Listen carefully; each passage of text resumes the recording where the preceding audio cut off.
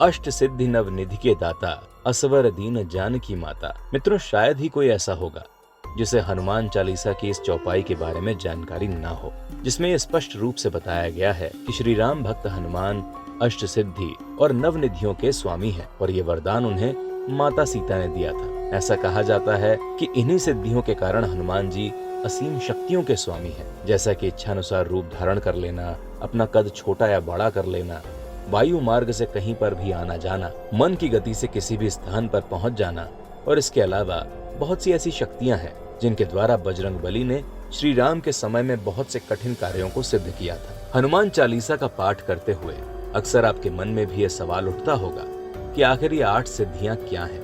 लेकिन इन 8 सिद्धियों के रहस्य को जानने के लिए हमें सबसे पहले ये जानना होगा कि सिद्धि क्या होती है। सिद्धि को मोटे शब्दों में पूर्णता, प्राप्ति या सफलता कहा जाता है। कुछ धर्मशास्त्रों के अनुसार तांत्रिक या चमत्कारिक साधना करके जो अलौकिक शक्तियां प्राप्त की जाती हैं उन्हें ही सिद्धि कहते हैं।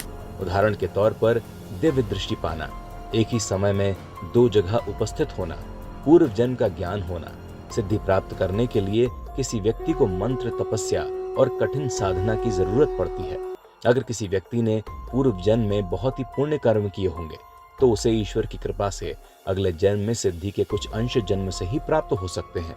ब्रह्मवैवर्त पुराण और भागवत पुराण में भगवान श्री कृष्ण ने 8 सिद्धियों के विषय में बहुत ही विस्तार से बताया है। तो आइए आज के इस अंक में हम उन सिद्धियों के बारे में जानें। श्रीमद् भागवत पुराण के 11वें स्कंद के अनुसार भगवान श्री कृष्ण उद्धव से कहते हैं कि 8 सिद्धियां मुख्य रूप से मुझसे ही रहती हैं और साधक को उन सिद्धियों के कुछ अंश मैं ही प्रदान करता हूँ। उनमें से पहली सिद्धि है अणिमा। श्री कृष्ण कहते हैं, हे उद्धव, वायु, अग्नि, जल, धरती और आकाश, इन 5 भूतों की सबसे सूक्ष्मतम मात्रा ही मेरा शरीर है, या ये कहें कि वही मेरा तंत्रात्मक शरीर भी है। जो साधक अपने मन को एकाग्र करके मेरे उसी शरीर की उपासना करता है उसे अणिमा नाम की सिद्धि प्राप्त होती है। इस सिद्धि को प्राप्त करने के बाद साधक अपने आप को अणु जैसा सूक्ष्म बनाकर पत्थर की चट्टान में प्रवेश करने की शक्ति प्राप्त कर लेता है। इसके बाद दूसरी सिद्धि है महिमा।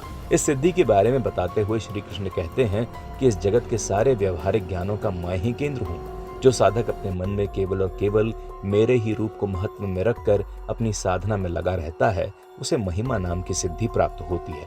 इस सिद्धि को प्राप्त करने वाले मनुष्य अपने शरीर को बहुत ही बड़े आकार में बनाने की क्षमता रखता है। लघिमा नाम की सिद्धि प्राप्त करने वाला मनुष्य जब चाहे अपने शरीर को सूक्ष्म से सूक्ष्म बनाने की क्षमता रखता है। इस सिद्धि को प्राप्त करने के लिए साधक को पंचभूतों के परमाणु स्वरूप को श्री कृष्ण का रूप मानकर ध्यान करना चाहिए। चौथी सिद्धि है प्राप्ति, जिसको प्राप्त करके मनुष्य अपनी सारी इंद्रियों को नियंत्रित कर सकता है। श्री कृष्ण के अनुसार जो साधक अपने योग से मेरी साधना करता है उसे प्राकाम्य नाम की 5वीं सिद्धि प्राप्त होती है, जिसके द्वारा मनुष्य अपनी इच्छा से जो भी सुख भोगना चाहे उसे भोग सकता है। 6वीं सिद्धि बहुत ही महत्वपूर्ण होती है क्योंकि इस सिद्धि को प्राप्त करने के बाद साधक को ईश्वर के बराबर माना जाता है। वो इस विश्व के किसी भी प्राणी या राज्य पर शासन कर सकता है। इस सिद्धि को प्राप्त करने के लिए साधक को श्री कृष्ण के विषय रूप की कठिन उपासना करनी होती है।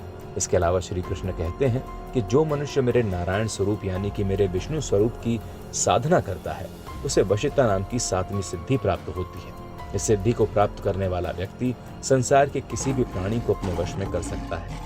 श्री कृष्ण का एक स्वरूप निराकार भी है, जिसके बारे में उन्होंने गीता में बड़े ही स्पष्ट शब्दों में कहा है। उन्हीं के इस निराकार स्वरूप की साधना करने वाले साधक को कामावासियता नाम की 8वीं सिद्धि प्राप्त होती है। इस सिद्धि को मिलते ही साधक की सारी अधूरी कामनाएं पूरी हो जाती हैं। इस तरह की कुल 8 सिद्धियों के अलावा 14 और सिद्धियों के नाम ब्रह्मवैवर्त पुराण में दिए गए हैं। उनमें से कुछ सिद्धियों की जानकारी श्रीमद् भागवत पुराण में भी दी गई है, जैसे दूर श्रवण सिद्धि, जिसे पाने से एक साधक को आकाश या कहीं दूर हो रहे वार्तालाप को सुनने की शक्ति मिल जाती है। इसी प्रकार दूरदर्शन नाम की सिद्धि प्राप्त करने से किसी घटना को काफी दूर से देखा जा सकता है। मनोजव नाम की सिद्धि अगर किसी को प्राप्त हो जाए तो अपने मन की गति से किसी भी पल में वो कहीं भी आ जा सकता है। जैसे एक भौरा पल भर में एक फूल से दूसरे फूल पर जाकर बैठता है, ठीक उसी तरह परकाय प्रवेश की सिद्धि प्राप्त करने वाला प्राणी अपने प्राण को जब चाहे वायु का रूप बनाकर पल भर में किसी भी प्राणी के शरीर में प्रवेश कर सकता है। श्री कृष्ण के अनुसार जैसे जल में रहने वाले जीवों का नाश जल में नहीं होता, ठीक उसी तरह अगर कोई प्राणी जल में प्रवेश करके एकाग्र मन से मेरी साधना करे तो उसके इस योग से जल में भी उसके प्राण को कोई कष्ट नहीं होगा। इसीलिए इस सिद्धि को जल स्तंभ सिद्धि के नाम से जाना जाता है।